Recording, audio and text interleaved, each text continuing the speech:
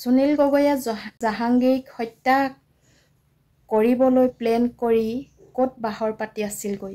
সুনীল গগৈৰ লগত আৰু কোন আছে জাহাংগীৰক হত্যা কৰাৰ লোক? সুনীল গগৈ আচলতে এজন হত্যাকাৰী বুলি এই ভাষ্যকেইটা শুনা পাছত নিশ্চয় আপোনালোকে মনত স্থিৰ কৰিব পাৰিব। আমি সকলোৱে ভাবি আছিলোঁ যে অসমবাসী সকলোৱে ভাবি আছিল যে সুনীল গগৈকহে হত্যা কৰিছে কোনোবা অচিনাক্ত দুৰ্বৃত্তৰ সৈতে জাহাংগীৰকো হত্যা কৰিছে। কিন্তু এই ব্যক্তিজনৰ এই যুৱকজনৰ ভাষ্যকেইটা শুনি আপোনালোকে নিশ্চয় গম পাব যে সুনীল গগৈয়ে প্লেন কৰি জাহাংগীৰক হত্যা কৰিবলৈ এক ৰাতি ক'ত হোটেল বুক কৰি ভাড়াত লৈ আছিল। বলক তেন্তে দেৰি নকৰি এই কথাকেইটা শুনো। সুনীল গগৈ আপোনাৰ সন্ধিয়া সময়ত 30 তাৰিখে সন্ধিয়া 5:30মান বজাত মোৰ হোটেলত আহিছিলে। তাৰপিছত তেখেতে ক'লে ভাইটি ছিংগুল ৰুম আছে নেকি? মই তেখেতক এটা ছিংগুল ৰুম দিলোঁ। ছিংগুল ৰুম দি মেলি ৰেটটো ল'লোঁ। মই ৰেটটো ছিংগুল ৰুমৰ 800 টকা হয় আমাৰ। 800 দিছে তেখেতে। ৰাতিটো থাকিলে ৰুমত সোমাই গ'ল তেখেতে।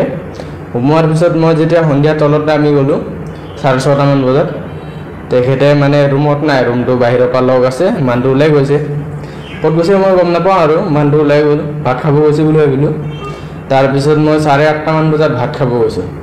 ভাত খাব গৈ আপোনাৰ ঘূৰি অহাৰ সময়ত তেখেতে মানে ৰুমতে আছে। মই মানে গেট তলা মৰাৰ আগতে ৰুমবিলাক চেক কৰোঁতো, তেখেতে ৰুমতে আছে। তাৰপিছত মই গেটটো তলা মাৰি দিলোঁ।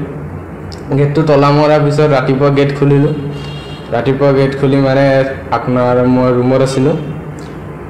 তেখেতৰ নেক্সট মানে 2টামান বজাত তেখেতৰ এজন লগৰ আহিছিলে। লগৰ আহি মেলি মোক ক'লে ভাইটি তোমাৰ মোবাইলটো দিয়াচোন, মোৰ ফোনটো তোমাৰ ৰুমত থকা মানুহজনে ৰিচিভ কৰা নাই। তাৰপিছত মই ফোনটো দিলোঁ। মোৰ ফোনেদি তেখেতে তালৈ ফোন কৰিলে। ফোন কৰাৰ পিছত ক'লে তুমি ক'ত আছা বুলি সুধিছে সিজন মানে। তাৰপিছত সিজন মানুহে ক'লে মোৰ ৰুমত থকা মানুহজনে উত্তৰ দিলে মই চুলি কাটি আছোঁ বুলি। আকৌ নেক্সটবাৰ ফোন কৰিছিলে। নেক্সটবাৰ ফোন কৰোঁতে ক'ত আছা বুলি ক'লে, আহি আছোঁ বুলি ক'লে। আৰু এবাৰ ফোন কৰিছিলোঁগৈ লাষ্টত ফোন কৰোঁতে ক'লে মই আহি পালোঁ বুলি তেখেতে নামি গুচি গৈছে। নামি গুচি যোৱাত মানে ময়ো তলত নামি যাব লৈছিলোঁ। ময়ো তলত নামিলোঁ। নমাৰ পিছত মানে তেখেতে 2টা ৰুমত সোমাই গ'ল। ময়ো তলত থাকিলোঁ। তলত থকাৰ পিছত সন্ধিয়া সময়ত মই আহিলোঁ। অহাৰ পিছত বিল ল'ব আহিছিলোঁ। নেক্সট দিনাখনি পে'মেণ্টটো ল'ব আহিছিলোঁ। পে'মেণ্ট দি ল'বলৈ সোমাওঁতে মানে ৰুমটো গেটটো খোলা আছে মানে তেখেতলোক 2টা ওলাই গ'লগৈ। বিলটো নেক্সট দিনাখনি পে' নকৰিলে আৰু পে' নকৰাৰ ফলত মই ৰুমটো চফা কৰি মেলি থৈ দিলোঁগৈ আৰু তেখেতলোকে গুচি গ'লগৈ। সুনীল গগৈ কিবা প্ৰুফ লৈছিলে নাই? সুনীল গগৈ আপোনাৰ মোবাইল নাম্বাৰটো মোৰ ওচৰত আছে। ডকুমেণ্ট কি লৈছিলে? ডকুমেণ্টটো মানে ল'ম বুলি ভাবিছিলোঁ, কিন্তু তেখেতে মানে অলপ ৰেষ্ট কৰি ল'ম বুলি ক'লে। মই ৰখিলোঁ। তাৰপিছত নেক্সট দিনাখনি আকৌ এনেকৈ মানে ৰাতি আহিলে। ৰাতি থাকোঁতে আকৌ মই ডিষ্টাৰ্ব কৰিব বেয়া পালোঁ। ৰাতিপুৱা লৈ ল'ম বুলি ভাবিলোঁ। সুনীল গগৈ লগ ধৰি পৰা যিজন মানুহ আছিল তেখেতৰ কিবা প্ৰুফ আছে নেকি? তেখেতৰ নাই। তেনেকৈ লগ কৰিব অহা মানুহ কি কথা সুধিছিলেনে? তেখেতে কৈছে মই তেখেতৰ লগৰ হয় বুলি ক'লে। মোৰ মোবাইলটো খুজিলে, মই দি দিলোঁ। CCTV ফুটেজত আছেনে সেইবিলাক? CCTVটো তেতিয়া আমাৰ লগোৱা নাছিলে। সুনীল গগৈ ঘটনাৰ পিছত CCTVটো লগাইছে। কিবাকে বেলেগ কিবা কাৰণত লগোৱা নাছিল নেকি? নাই, CCTVটো আজিৰ দিনত থাকিব লাগে। CCTVটো মানে আগত নাছিলে, এতিয়া নতুনকৈ লগাইছেগৈ। তোমাক CID নিয়া বুলি শুনিছোঁ, পুলিচে নিয়া বুলি শুনিছোঁ। নিছিলে বাৰু।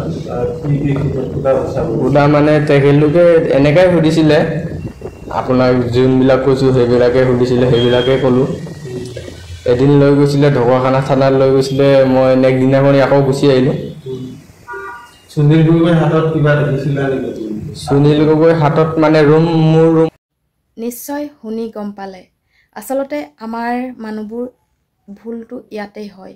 চোৰ গ'লে বুদ্ধি, বৰষুণ গ'লে জাপি। আমাৰ অসমীয়া সমাজত প্ৰায়ে এই কথাষাৰ চলি আছে আৰু সেইটো সঁচাকৈ হয়। আমাৰ অসমীয়া মানুহৰ অসমৰ আচলতে যিকোনো ক্ষেত্ৰত হওক আমি সজাগ সচেতন নহওঁ সেয়েহে আমি সকলো বিপদত পৰাৰ পাছতহে আমি সচেতন বা সজাগ হওঁ সেয়ে এই হোটেলখনৰো বা ভাড়াত দিয়া যিসকল ৰুম ভাড়াত দিয়ে তাত হয়তো চিচি কেমেৰা নাছিল আৰু এতিয়া এইটো এটা ডাঙৰ কাণ্ড হ'ল সেই কাণ্ডটোৰ পাছতে তেওঁলোকে চিচি কেমেৰা আচলতে লগোৱা ব্যৱস্থা কৰিছে এই কাৰ্যসমূহকে কয় যে চুৰ গ'লে বুদ্ধি বৰষুণ গ'লে জাপি সঁচাকৈ আমি সকলোৱে এটা বিপদ অহা পাছতহে তাক মজবুত হ'বলৈ শিকোঁ আৰু এটা সজাগ হ'বলৈ শিকোঁ সেয়ে ভিডিঅ'টো ভাল লাগিলে লাইক কমেণ্ট আৰু শ্বেয়াৰ কৰিবলৈ নাপাহৰিব